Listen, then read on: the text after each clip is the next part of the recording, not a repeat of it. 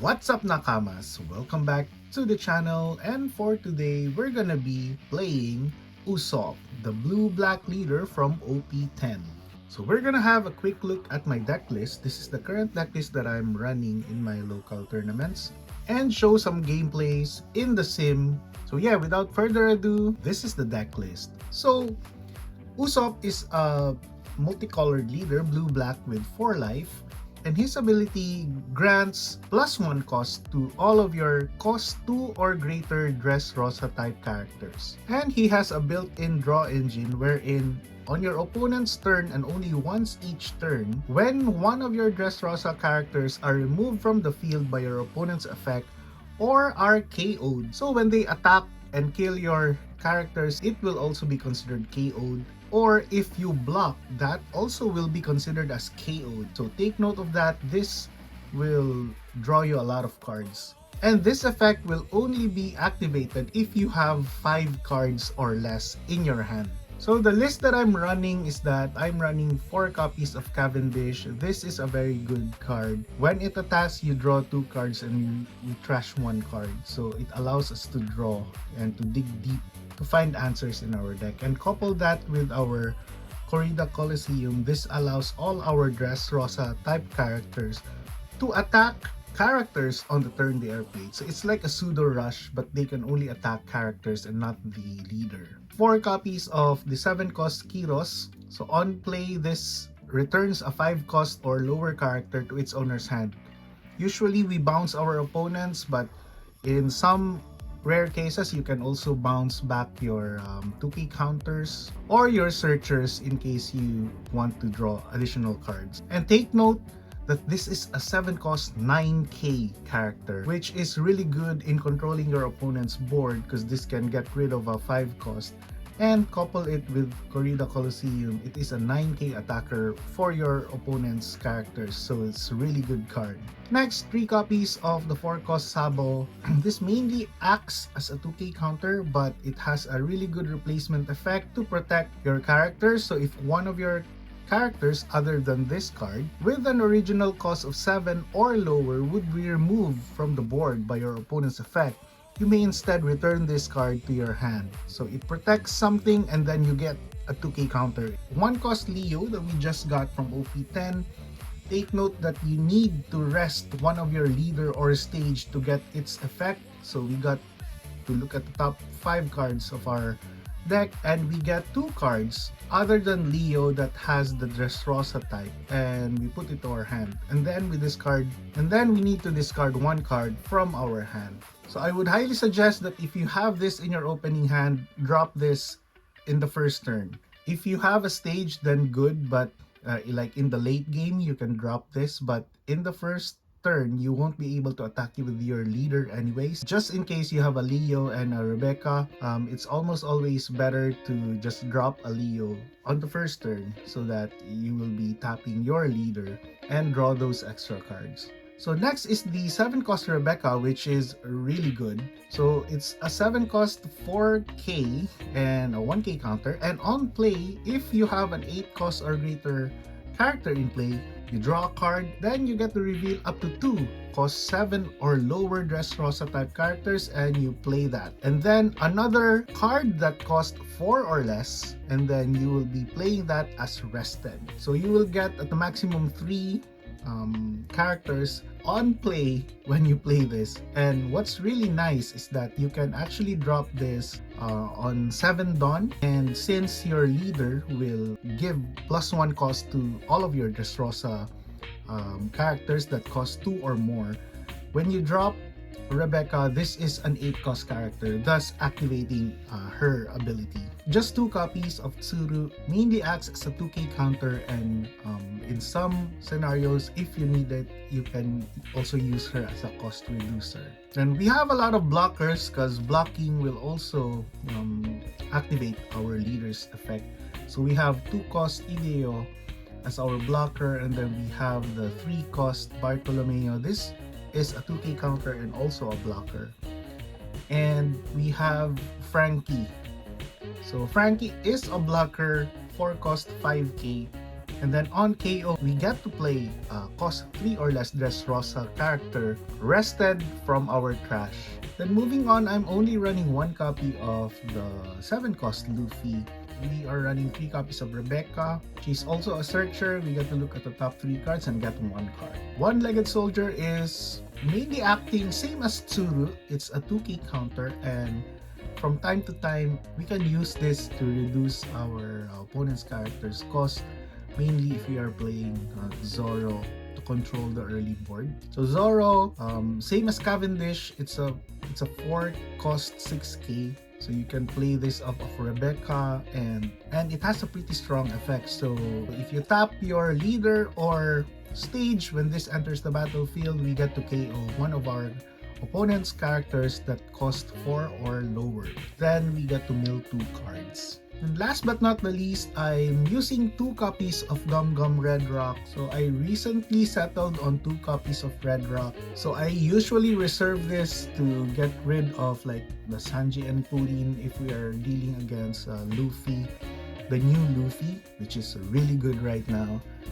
And NL has also been dominating because with the new addition, the 10 cost NL. So yeah, this is the deck list. So what are you looking for in your opening hands? So if you are playing first, I would highly suggest that you try to search for the Colosseum or play Leo on your first turn.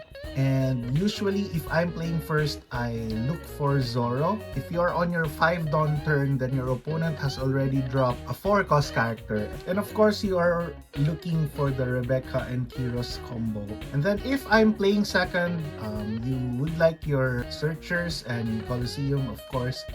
And the difference is that I'm actually looking for Cavendish when I'm playing second, because you'll have your 2 dawn and 4 dawn turn. So on your 4 dawn turn, I usually just prefer to drop a Cavendish rather than Zoro.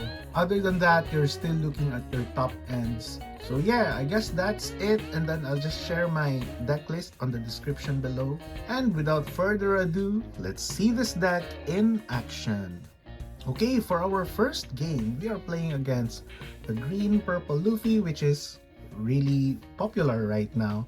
And I've lost a couple of my local games to this deck, so as an answer, I started to add red rocks to get rid of the Sanji and Pudding, which is really good, especially in multiples. So we were playing second here, so we kept a hand with Cavendish. So I usually want to play this on the 4 dawn turn.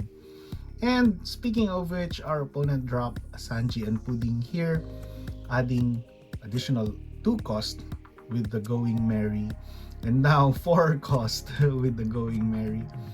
So the good thing about this leader is it's actually a 6k leader, because I think pretty much they're just running Straw Hats.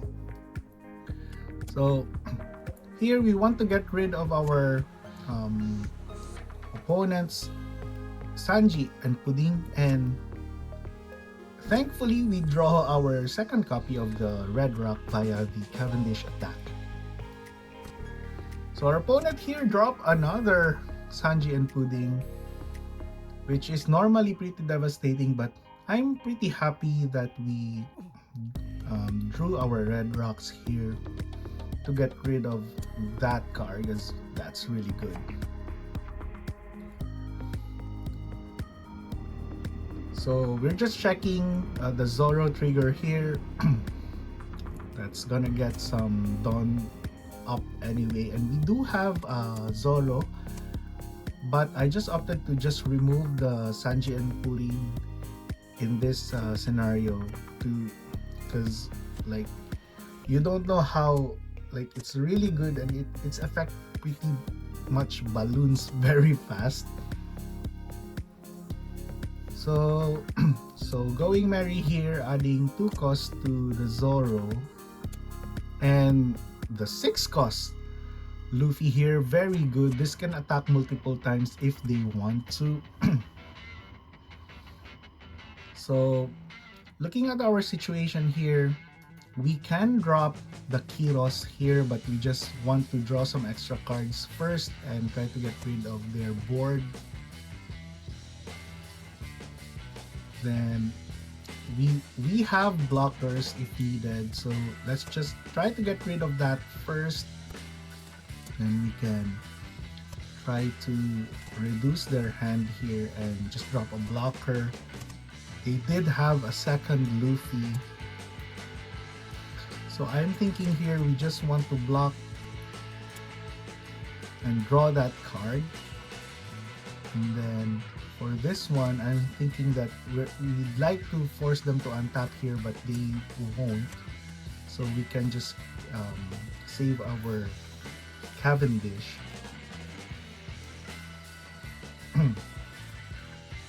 So we can Kiros here actually, but let's just try to reduce some cards from their hand first. Then try to reduce some more, but we got rid of the Sorrow. Now we can bounce our Tsuru and try to just get rid of this Luffy on the board. So again, the Luffy leader is pretty strong. It prevents 5k normal attacks if you tap out or if your opponents tap out. It's actually pretty good. And then a third copy of Luffy here. I don't think we can do anything about that already.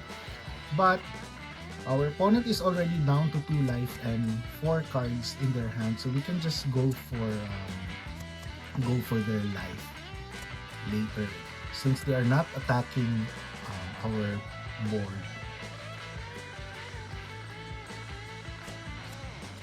So yeah, so they activated the Luffy and dropped 1 life, so we can just go aggro here and do the maths, attack with an 8k to get rid of 2 cards from their hand, and then we can just attack with like 9ks.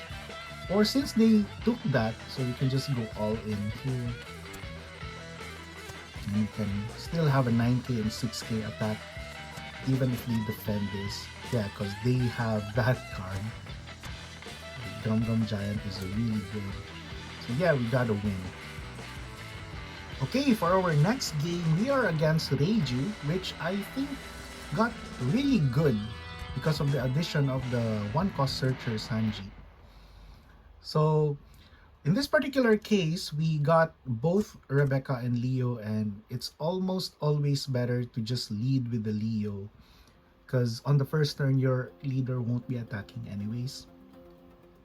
So yeah, Reiju, I've seen a lot of Reijus lately because their draws got really very consistent with the addition of that 1-cost searcher Sanji. So yeah, I thought it's a good idea to feature that. So we wanted to be aggressive early with Reiju, because once they get their Ichijis early, then it's gonna be very difficult trying to get rid of a 7-cost 7k with haste.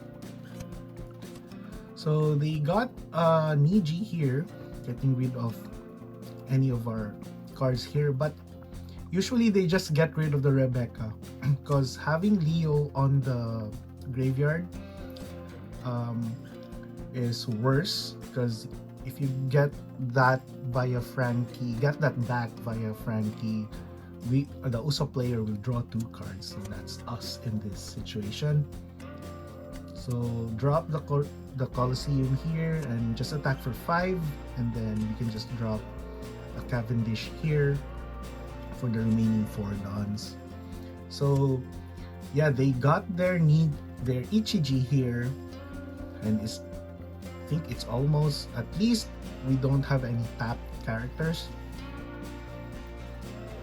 So we would like to remove this Ichiji as soon as we can, and just for this matchup, you just hope that they don't get additional